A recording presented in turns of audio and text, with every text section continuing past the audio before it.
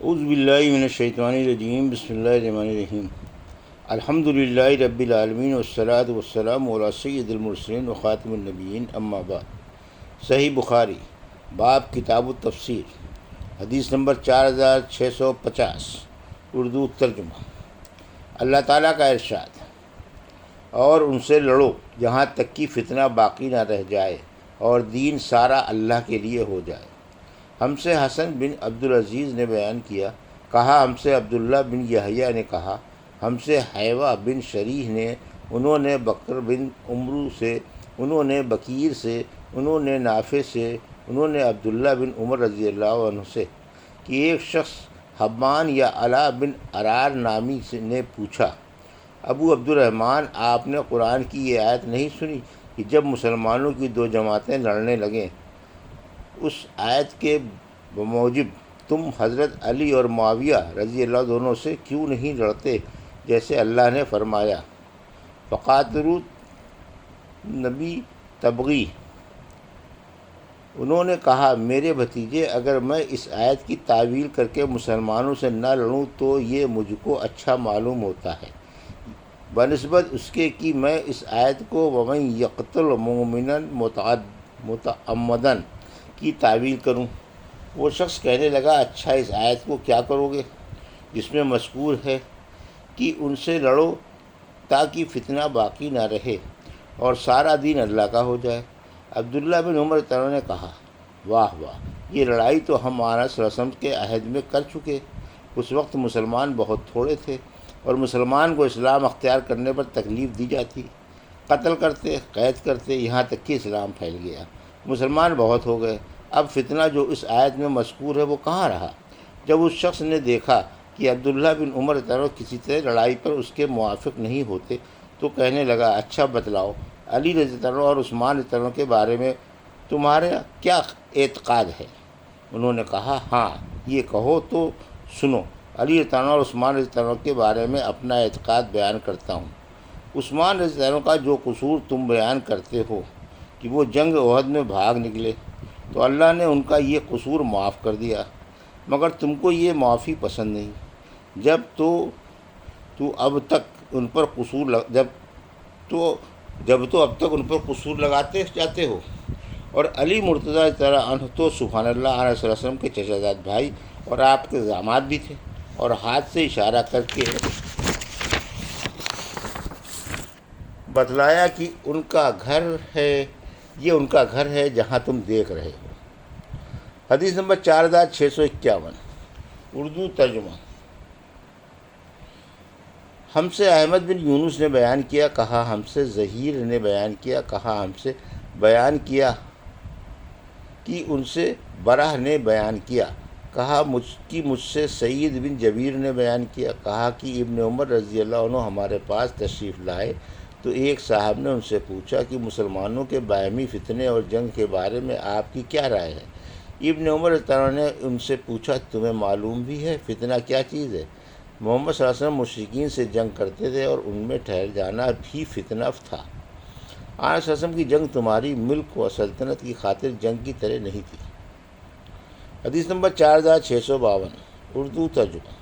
اللہ تعالیٰ کا ارشاد: اے نبی، مومنوں کو قتال پر آمادہ کیجیے، اگر تم میں سے 20 آدمی بھی صبر کرنے والے ہوں گے تو وہ 200 پر غالب آ جائیں گے، اور اگر تم میں سے 100 ہوں گے تو 1000 کافروں پر غالب آ جائیں گے، اس لیے کہ یہ ایسے لوگ ہیں جو کچھ نہیں سمجھتے۔ ہم سے علی بن عبداللہ مدینی نے بیان کیا، کہا ہم سے سفیان سوری نے بیان کیا، ان سے عمرو بن دینار نے اور ان سے ابن عباس رضی اللہ عنہ نے بیان کیا کہ جب یہ آیت نازل ہوئی کہ اگر تم میں سے 20 آدمی بھی صبر کرنے والے ہوں تو وہ 200 پر غالب آ جائیں گے، تو مسلمانوں کے لیے فرض قرار دے دیا گیا کہ ایک مسلمان 10 کافروں کے مقابلے سے نہ بھاگے، اور کئی مرتبہ سفیان سوری نے یہ بھی کہا کہ 20 200 کے مقابلے سے نہ بھاگیں۔ پھر اللہ تعالیٰ نے یہ آیت اتاری، اب اللہ نے تم پر تخفیف کر دی، اس کے بعد یہ فرض قرار دیا کہ 100 200 کے مقابلے سے نہ بھاگیں۔ سفیان سوری نے ایک مرتبہ اس زیادتی کے ساتھ اسے ذاتی کے ساتھ روایت بیان کی، اس ذاتی کے ساتھ روایت بیان کیا کہ آیت نازل ہوئی، اے نبی مومنوں کو قتل پر آمادہ کرو اگر تم میں سے 20 آدمی صبر کرنے والے ہوں گے۔ سفیان ثوری نے بیان کیا اور ان سے عبداللہ بن شبرمہ کوفہ کے قاضی نے بیان کیا کہ میرا خیال ہے امر بالمعروف اور نہی عن المنکر میں بھی یہی حکم ہے۔ حدیث نمبر 4653، اردو ترجمہ۔ اللہ تعالیٰ کا ارشاد، اب اللہ نے تم پر تخفیف کر دی اور معلوم کر لیا کہ تم میں کمزوری آ گئی ہے۔ اللہ تعالیٰ کے ارشاد، واللہ مع الصابرین تک۔ ہم سے یحییٰ بن عبداللہ سلمی نے بیان کیا، انہوں نے کہا ہم کو عبداللہ بن مبارک نے خبر دی، انہوں نے کہا ہم کو جریر بن حازم نے خبر دی، انہوں نے کہا کہ مجھے زبیر بن خریت نے خبر دی، انہیں اکرمہ نے، اور ان سے حضرت ابن عباس رضی اللہ عنہ نے بیان کیا کہ جب یہ آیت اتری اگر تم میں سے 20 آدمی بھی صبر کرنے والے ہوں گے تو وہ 200 پر غالب آ جائیں گے، تو مسلمانوں پر سخت گزرا، کیونکہ اس آیت میں ان پر یہ فرض قرار دیا گیا تھا کہ ایک مسلمان 10 کافروں کے مقابلے سے نہ بھاگے، اس لیے اس کے بعد تخفیف کی گئی، اور اللہ تعالیٰ نے فرمایا اب اللہ نے تم سے تخفیف کر دی اور معلوم کر لیا کہ تم میں جوش کی کمی ہے، سو اب اگر تم میں صبر کرنے والے ہوں گے تو وہ 200 پر غالب آ جائیں گے۔ حضرت ابن عباس نے کہا کہ تعداد کی اس کمی سے اتنی ہی مسلمانوں کے صبر میں کمی ہو گئی۔ حدیث نمبر 4654، اردو ترجمہ۔ سورہ برات کی تفسیر۔ ولیجتہ وہ چیز جو کسی دوسری چیز کے اندر داخل کی جائے، یہاں مراد بھیدی ہے۔ الشقل سفر یا دور دراز راستہ، خبال کے معنی فساد، اور خبال موت کو بھی کہتے ہیں۔ ولا تفتی یعنی مجھ کو مت جھڑک، مجھ پر خفا مت ہو۔ کرہا اور کرہا دونوں کا معنی ایک ہے، یعنی زبردستی ناخوشی سے۔ مدخلہ گھس بیٹھنے کا مقام، مثلاً سرنگ وغیرہ۔ یجمعون دوڑتے جائیں، موافقات یہ استفق بھی ارض سے نکلا ہے، یعنی اس کی زمین الٹ دی گئی۔ ہوی یعنی اس کو ایک گڑھے میں دھکیل دیا۔ جنات عدن کا معنی ہمیشگی کے ہیں۔ عرب لوگ بولتے ہیں ادنت بارز، یعنی میں اس سرزمین میں رہ گیا، اس سے معدن کا لفظ نکلا ہے،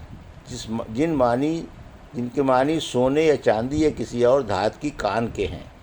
معدن صدق یعنی اس سرزمین میں جہاں سچائی اگتی ہے۔ الخوالف خالف کی جمع ہے، خالف وہ جو مجھ کو چھوڑ کر پیچھے بیٹھ رہا۔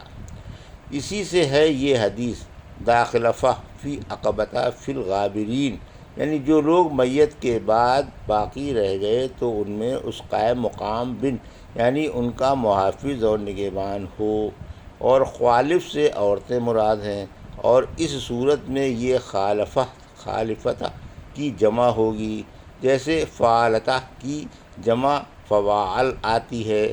اگر خالف مذکر کی جمع ہو تو یہ شاذ ہوگی۔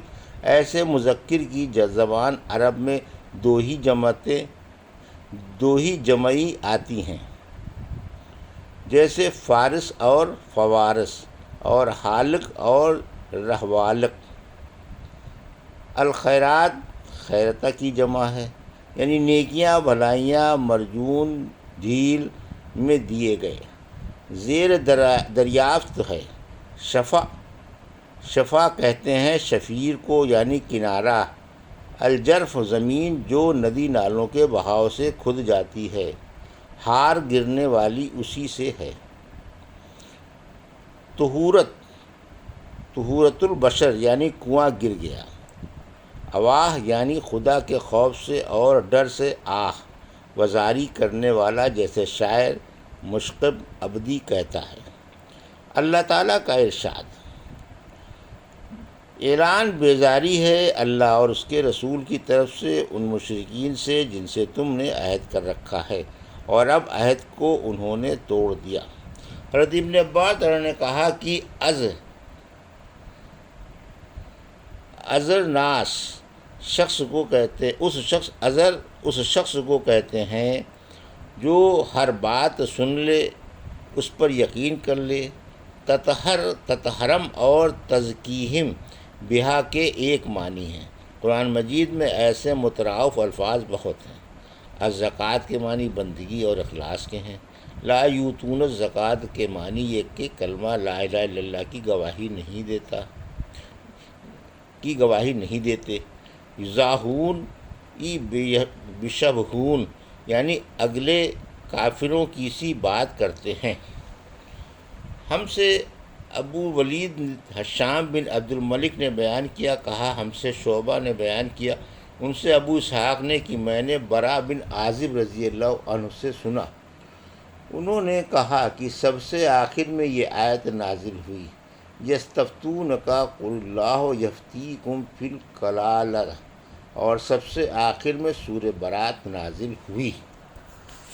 یہ تھی صحیح بخاری باب کتاب التفسیر کی حدیث نمبر 4650 سے 4654 کا اردو ترجمہ جو ابھی آپ نے سماعت فرمایا۔